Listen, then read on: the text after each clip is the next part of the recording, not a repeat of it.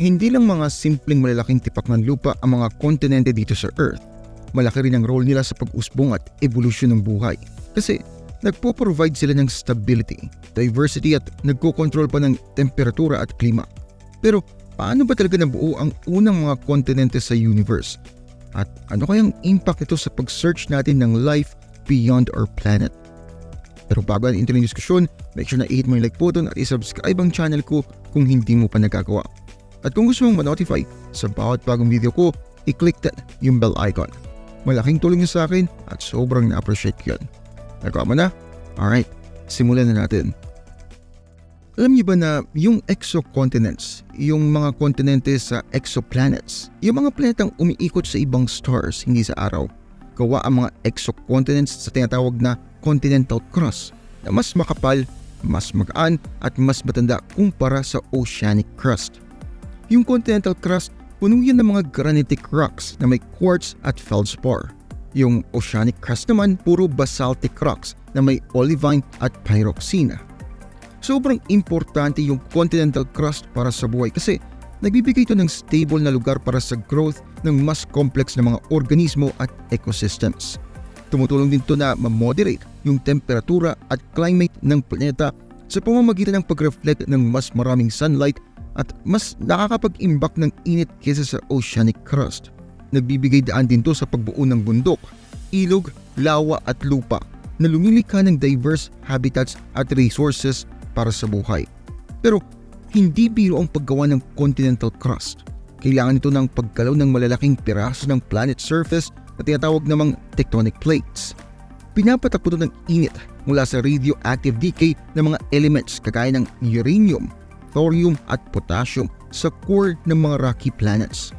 Yung mga elements na ito, tinatawag na radionic elements, ay nabubuo through fusion ng lighter elements sa core ng mga malalaking stars o kaya naman sa pagbabangga ng neutron stars o sa pagsabog ng supernova. Rare itong mga event na ito at nangyayari lang sa later stages ng evolution ng universe. Kaya rare at bata pa ang mga exocontinents or at least mas complex forms ng lives kumpara sa mga planeta o buwan na walang continental crust. Kaya prime target talaga ito para sa astrobiology na nag-aaral ng origin, evolution, distribution at future ng life sa universe. Ang pag-aaral ng mga exocontinents, grabing challenge talaga kasi ang hirap nilang madetect at madescribe mula sa malayo. Hindi kagaya ng mga exoplanets o mga exomoons na madali lang ma-spot dahil sa gravitational o transit effects nila sa mga host stars nila.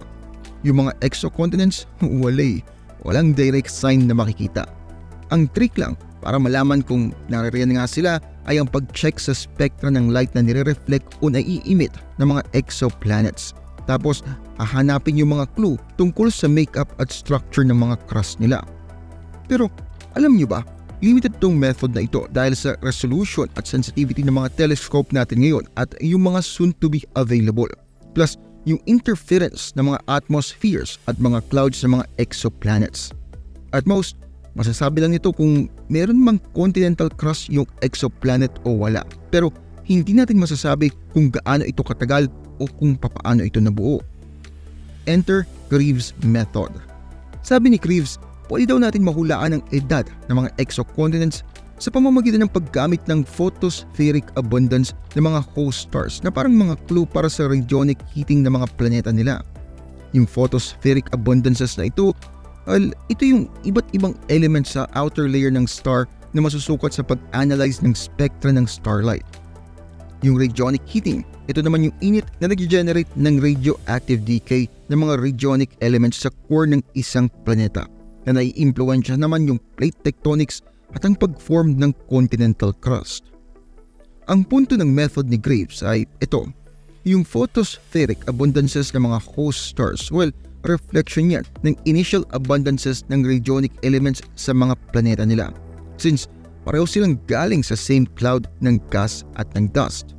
So, kapag sinukat natin sa photospheric abundances ng host stars, pwede tayong mag-guesstimate sa initial radiogenic heating ng mga planeta nila tapos gumamit ng simpleng model para i-calculate kung gaano katagal ma-develop ng mga planeta yung certain level ng plate tectonics at pag-form ng continental crust. Ginamit ni Greaves itong method niya sa ilang examples ng mga exoplanets na pinaniniwalaang may continental crust, kagaya ng Kepler 10b, Kepler 186f at TRAPPIST-1e.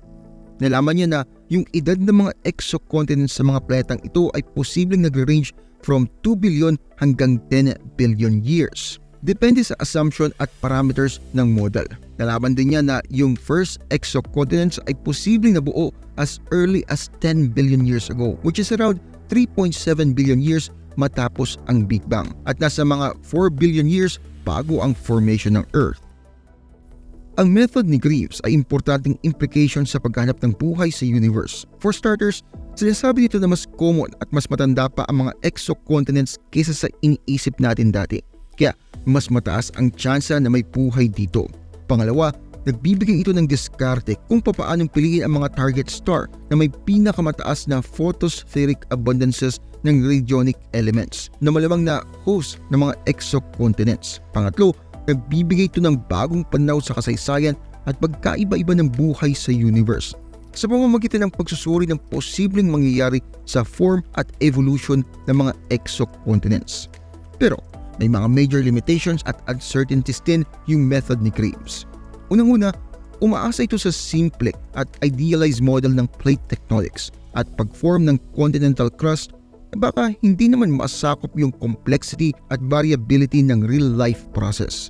Pangalawa, depende ito sa accuracy at availability ng photospheric abundances ng mga host stars na pwedeng maapektuhan dahil sa measurement errors, stellar evolution o stellar activity. Pangatlo, hindi rin ito kinukonsider yung iba pang factors na pwedeng makaapekto sa plate tectonics at pag-form ng continental crust tulad ng mass, size, composition, rotation, orbit at klima ng planeta, pati na rin yung interaction nila sa ibang planeta o sa buwan ng kanilang system. So, dapat tignan yung method ni Greaves bilang preliminary at approximation lang ng age ng mga exocontinents, hindi bilang final at precise answer.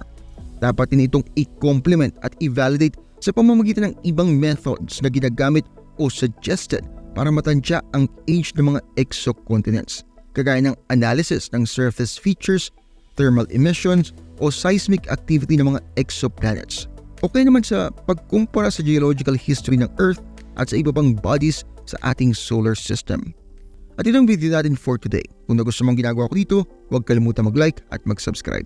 Maraming salamat sa panonood at kita-kits tayo sa next video. Maraming salamat po sa inyong panonood. Kung mahilig kayo sa history, mystery, religion, urban legends at iba pa, paki-subscribe naman po ang isa kong channel, ang Libro. May bagong videos po every week.